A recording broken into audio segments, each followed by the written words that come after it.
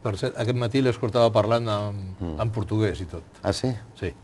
Ara que està molt de moda, i vostè també deu sentir molts partits que estan amb la refundació, la refundació del seu partit polític. Del meu partit polític? No, de partit polític, diuen molts, amb el seu partit, diuen això, la refundació del... A l'espanyol se'n parla molt del nou espanyol, això és la refundació, com seria? Què és això del nou espanyol? És que el nou espanyol, l'espanyol és el que és, i l'espanyol ha tingut la seva història, tal com he dit abans, tenim 107 anys d'història i refundar l'espanyol. L'espanyol és el mateix avui, jo diria, amb diferents criteris, possiblement, del de fa 50 anys. Refundar l'espanyol. L'espanyol, el nostre club o la nostra Societat Anònima Esportiva sempre serà el Reial Club Deportiu Espanyol. Canviar l'espanyol? Jo no ho veig. L'espanyol s'ha de modernitzar, ens hem d'estar posant al dia i no serà igual el 2007 que el 2015. L'espanyol sempre serà el mateix. No podem dir anem a canviar l'espanyol. Per canviar l'espanyol, què hauríem de fer? Jo és que la gran veritat és que no sé el que tindria que fer per dir li fotem un tombo de cap per avall i canviem-ho tot. No, som els que som i s'ha de professionalitzar cada dia més i s'ha de canviar possiblement el que penso jo, com tindria que ser l'espanyol d'aquí cap endavant.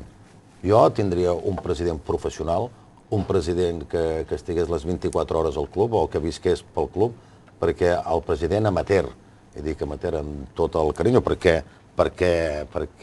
jo ho soc un president que no cobro del club, però el futur que veig, no de l'Espanyol, sinó de tots els clubs, és que el president sigui el director general o el director executiu i que visqui per i per al club durant les 24 hores. Un professional, diguem. Sí, jo ho veig així.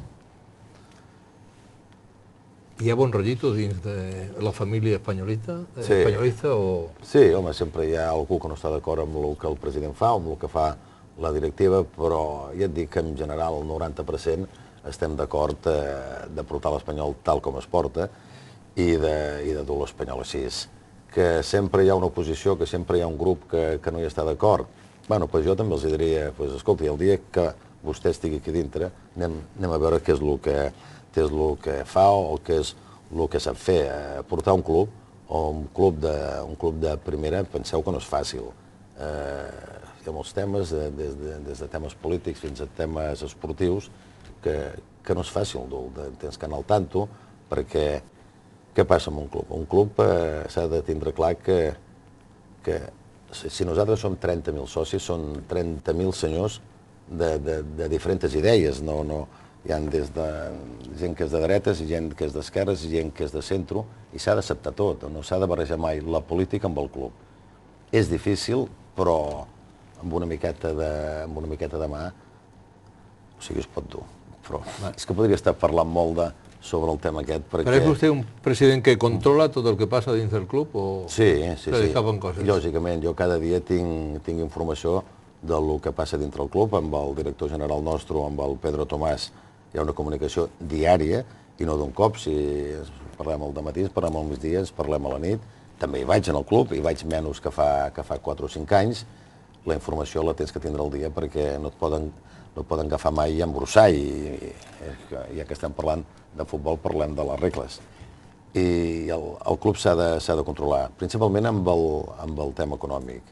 Després, nosaltres tenim unes comissions que cada comissió té un responsable i el responsable aquest sempre en té informat, via director general sempre. O sigui, ens hem de mentalitzar als presidents que el director general és el que ha de controlar-ho tot. El director general és el que té que informar al Consell. I quan diu Consell, dic president i tots els directius. Suposo que venia cap aquí pensant, em preguntaran això, em preguntaran l'altre que no li he preguntat, segurament, però vostè ara té l'oportunitat de dir el que sigui. Aquí té la càmera i el micròfono. Jo li agraeixo molt que hagi estat amb nosaltres aquesta nit. Moltíssimes gràcies, bona nit. Digui el que cregui que ha de dir. Bueno, doncs jo podria dir dues coses, que com a Daniel Sánchez llibre, com a persona, he estat molt content de ser president de l'Espanyol. També tinc que dir que em va costar molt donar el pas per agafar aquesta presidència. Primera, perquè era un moment molt complicat. Segona, perquè jo creia que no estava preparat per afrontar tota la situació que en aquells moments es vivien al nostre club. Però vaja, tinc que dir que vaig acertar de fer aquest pas endavant, tot i que m'ho vaig pensar-ho molt, però en definitiva tinc que dir que he estat molt content de ser president d'aquest gran club que és l'Espanyol.